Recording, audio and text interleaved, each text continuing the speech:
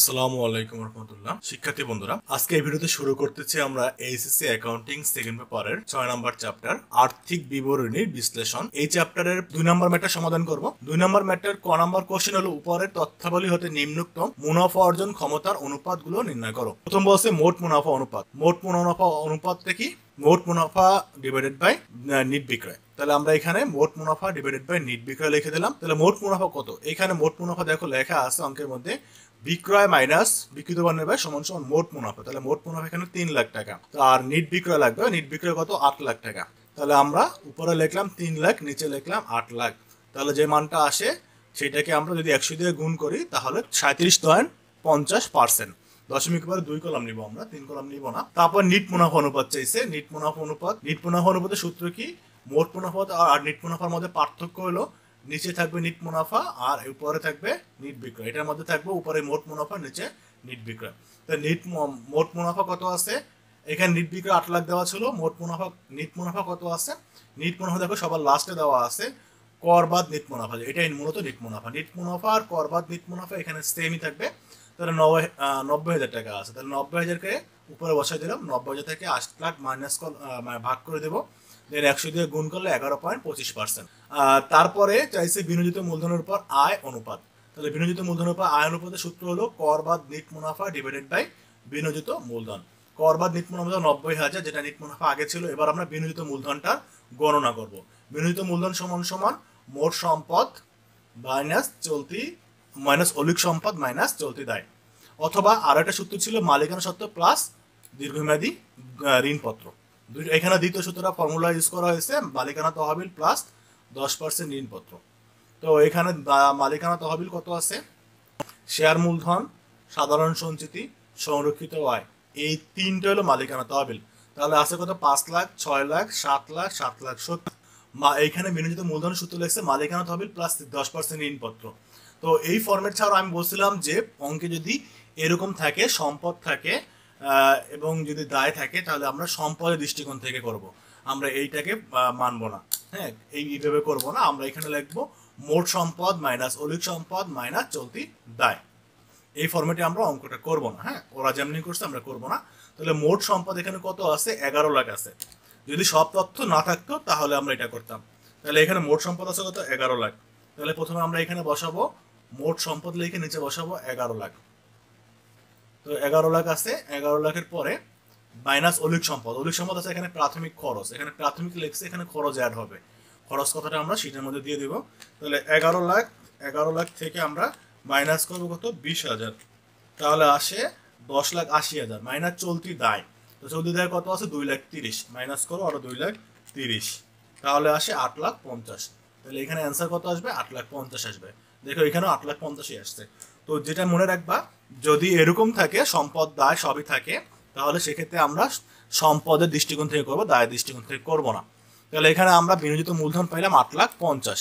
তাহলে এখানে নিচে লিখে দেবে 8,50,000। 90,000 থেকে 8,50,000 ভাগ করো, তারপর গুণ করো 100 দিয়ে, তাহলে আসবে 10.59%। পরের কোশ্চেনটা ছিল যে মালিকানা তহবিলের উপর আয় অনুপাত। তাহলে মালিকানা তহবিলের উপর আয় অনুপাতের সূত্র কি? আয় অনুপাতের সূত্র হলো উপরে নিট মুনাফা বলছিলাম, নিচে মালিকানা তহবিল। মানে নিচে মালিকানা তহবিল যাবে আর উপরে আয় বলছে দেখে নিট মুনাফা। তাহলে নিট মুনাফা কত পাইছিলাম আমরা আগে?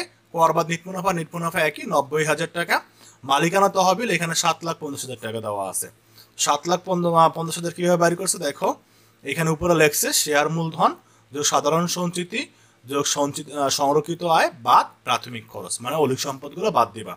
চলতি মোট সম্পদ থেকে তুমি সব দায়গুলোকে বাদ দিবা, মানে বহিদায় বাদ দিবা। এই যে 5 লাখ, 1 লাখ এতটুকুলো সব মাইনাস করে, তারপর এই দুইটা সব যোগ করে এই দুইটাকে মাইনাস করবো এবং প্রাথমিক খরচটাকেও মাইনাস করে দিবা। প্রাথমিক খরচ কোনো কাজে লাগবে না মূলত, এই জন্য সব জায়গা থেকে মাইনাস করা হয়। তাহলে 7,50,000 টাকা আসে। 7,50,000 টাকা নিচে লিখবা। তো ওরা কিন্তু এই ফর্মেটে এটাও করছিল, বিনিয়োজিত মূলধনটাও রাইট হয়েছে। বাট আমি বলছিলাম যেহেতু এটা প্রথমে আমরা এই ফর্মেটে করবো না, তাই অন্য ফর্মেটটা দেখাইছিলাম। হ্যাঁ, বাট এইভাবেও কিন্তু রাইট হয়, দুইভাবে করা যায়। তো 90,000কে 7,50,000 দিয়ে ভাগ দাও, দেন 100 দিয়ে গুণ দাও, তাহলে 12% আসে। তারপরে বলছে কি? তারপরে সূত্রটা ছিল পে আউট অনুপাত। পে আউট অনুপাতের সূত্র আছে। সূত্রটা কি? নগদ লভ্যাংশ ভাগ নিট মুনাফা। নিট মুনাফাতে আমরা আগেই পাইছি 90,000 আর নগদ লভ্যাংশ অঙ্কে কত দেওয়া আছে? দেখো লভ্যাংশ দেওয়া আছে, নিচে দেওয়া আছে 40,000 টাকা। তাহলে 40,000 টাকা আমরা উপরে বসাই দেবো। 40,000কে 90,000কে দিয়ে ভাগ দিব, তা দেন 100 দিয়ে গুণ করলে 44.44% আসবে। দশমিক এবার 2 ঘর নিব। তারপরে কোশ্চেনটা ছিল যে শেয়ার প্রতি আয় অনুপাত। এই চ্যাপ্টারের সূত্র জানলে তুমি ম্যাথ করতে পারবা। তো আমরা এই দুইটা সূত্র বেশি করতেছি, এই দুজনের সূত্রর ম্যাথ তেমন একটা আসে না, তারপরও করতেছি। তো শেয়ার প্রতি আয় অনুপাতের সূত্র হলে উপরে থাকবে নিট মুনাফা, নিচে সাধারণ শেয়ারের সংখ্যা। নিট মুনাফা আমরা জানি 90,000। এখন সাধারণ শেয়ারের সংখ্যা কত? 5,000 দেওয়া আছে। 5,000 কোথায় দেওয়া আছে আমরা একটু খুঁজে বের করি। শেয়ার সংখ্যা কত দেওয়া আছে? এখানে 5 লাখ লাগছে শেয়ারের মূলধন। তাহলে শেয়ার মূলধন 5 লাখ, তাহলে শেয়ার সংখ্যা 5,000 কেমন হয় সেটা তো দেখাইতে হবে। হ্যাঁ, শেয়ার উপরে কোথাও হিন্স দেয় নাই, শুধু শুধু মানে এখানে কোথাও হিন্স নেই, অঙ্কটা কোথাও হিন্স লেখে না সাধারণ শেয়ারের সংখ্যা কত। বাট আমরা এখানে সাধারণ শেয়ারের সংখ্যা দেওয়া থাকতে হবে, এটা হলো মূল কথা, নাহলে কিন্তু অঙ্কটা হয় না। হ্যাঁ, তো এখানে কোথাও সাধারণ শেয়ারের সংখ্যা দেওয়া নাই, ডিরেক্ট টাকা দেওয়া আছে। এখন কত দেওয়া ভাগ দিব আমরা, পার শেয়ারের মূল্য কত সেটা দেওয়া নাই। আর এখানে গণনার মধ্যেও কোথাও করা নাই যে 5,000 শেয়ার কোথা থেকে আসলো। তো আমরা এখানে মনে করে রাখলাম যে 5,000 শেয়ারের সংখ্যা দেওয়া থাকবে। বললাম যে এই দুটো ইম্পর্টেন্ট না, তারপরে করতেছি। তাহলে কত টাকা আসে? 18 টাকা আসে। ওকে, তো এই ছিল এটা। এবার খ নাম্বারটা যে আমরা খ নাম্বারটা বলছে প্রতিষ্ঠানের মুনাফা অর্জন ক্ষমতা অনুপাতগুলো সম্পর্কে মন্তব্য দাও, মানে এই 6টার মন্তব্য দিতে বলছে। ওকে, তাহলে 6টা মন্তব্য আগেরটার মতন আমরা এরকম ভাবে করছি, তুমি ছক ছাড়াও করতে পারো বলছিলাম। তাহলে প্রথমে মোট মুনাফা অনুপাত। মোট মুনাফার অনুপাতে আমরা জানি কি আদর্শ মান হলো 20%। তো এইখানে আমরা কত পাইছিলাম? 37.50%। তাহলে আদর্শ মান যদি বেশি পাইলে সেটা সন্তোষজনক বলছিলাম, এটা সন্তোষজনক। তাহলে তুমি এভাবে লিখতে পারো, যদি ইন্ডিভিজুয়াল একটা চায় তখন শখ করার কোনো মানে নাই। তখন তুমি কিভাবে লিখবা যে মোট মুনাফার অনুপাতে আদর্শ মান 20% এবং নির্ণীত মান 37.50%, অর্থাৎ আদর্শ মানের তুলনায় নির্ণীত মান বেশি হওয়ায় এটি সন্তোষজনক। প্রত্যেকটা ফর্মেট তুমি এভাবে লিখতে পারো। পরে নিট মুনাফার পরে মোট মুনাফার পরে নিট মুনাফা অনুপাত। এখানে আদর্শ মান মূলত 5% থাকলো, তাহলে এখন 5%, আর এখানে আমরা বের করছি কত? 11.25%। তাহলে 11.25%, তাহলে নির্ণীত মানের চাইতে এটা বেশি, আদর্শ মানের চাইতে নির্ণীত মান বেশি, তাই এটাও সন্তোষজনক।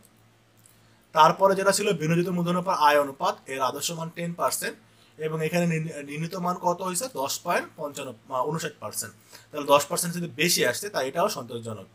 তারপর হলো মালিকানা তহবিলের উপর আয় অনুপাত, এটা কি আছে দেখো, এটা আসছে 12% আর আদর্শ মান 10%, তার মানে কি এটা বেশি আসে, তাই এটাও সন্তোষজনক।